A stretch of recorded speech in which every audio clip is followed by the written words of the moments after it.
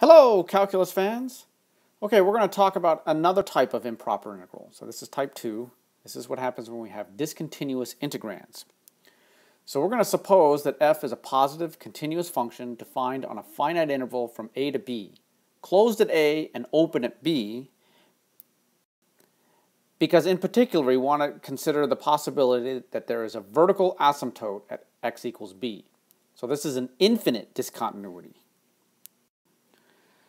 So let's let S be the unbounded region under the graph of f and above the x-axis between x equals a and x equals b.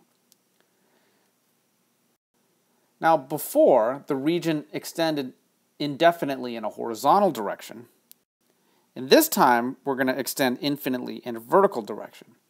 So here's a picture of what we're thinking about dealing with. Now we really want to consider all the area between a and b.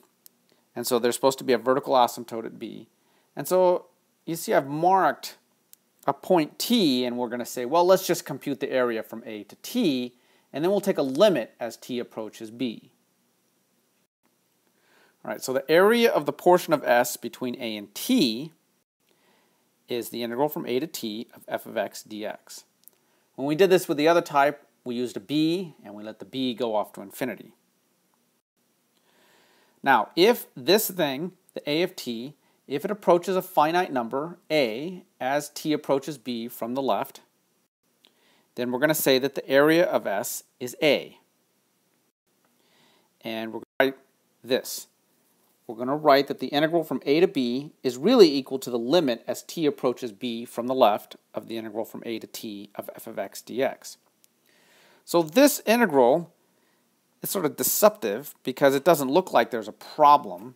The problem crops up because b gives us an infinite discontinuity, an asymptote at that point. And so we're going to have to be on the lookout for these from now on. Okay, now let's look at a picture to show the integral all the way out to the asymptote. All right, so it looks like this. And what we have to imagine is that this area actually extends infinitely far going vertically. So this setup that we're talking about, we're going to use this to define an improper integral with a discontinuity. And even when the function is not positive, no matter what type of discontinuity we have, it can be a removable discontinuity, it can be a jump discontinuity. The primary case really is this infinite discontinuity. All right, so now we're ready to give the definition of the second type of improper integral. So if we have a continuous function on the half-open interval from a to b, closed at a, open at b, and the function is discontinuous at x equals b, then the way we're going to define the integral from a to b of f of x dx is to write it as a limit as t approaches b from the left of the integral from a to t of f of x dx. Just like before, this limit has to exist as a finite number. In our other case, if the function is continuous on the half-open interval from a to b and it's open on a, and the function is discontinuous at x equals a, then the way we define our integral from a to b is now by taking a limit as t approaches a from the right and integrating from t to b of f of x dx. Again, this limit has to exist as a finite number. So then if we talk about this improper integral from a to b of f of x dx,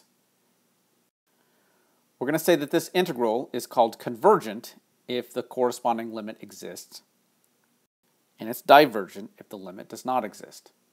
And again, when you look at this, you might not think that there's a problem, and it depends on what the integrand behaves like between a and b. Then we have a final case, is what happens if we have a discontinuity somewhere in the middle.